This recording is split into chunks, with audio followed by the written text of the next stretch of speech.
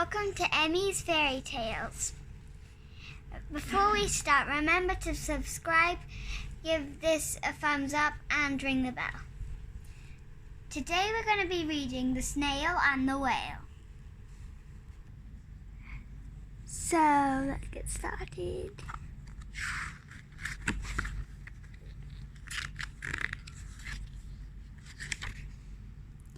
This is a tale of a tiny snail and a great big grey-blue humpback whale. This is a rock as black as a soot, and this is a snail with an itchy foot. The sea snail slithered all over the rock and gazed at the sea and the ships in the dock, and as she gazed, she sniffed and sighed. The sea is deep and the world is wide. How I long to sail, said the tiny snail.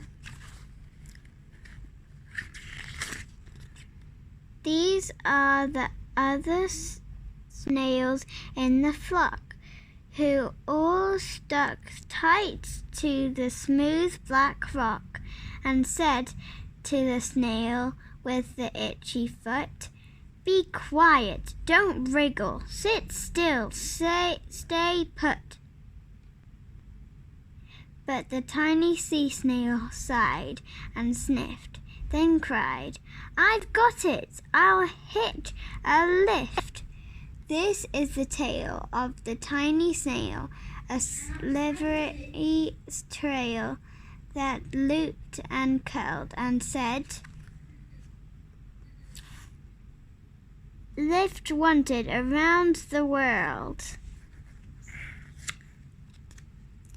This is the whale who came one night when the tide was high and the stars were bright.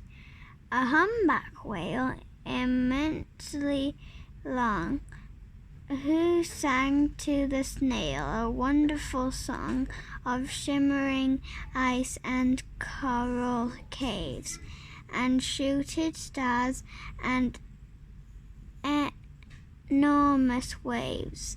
And this is the tale of the humpback whale. He held it out of the starlight sea and said to the snail, "Come sail with me."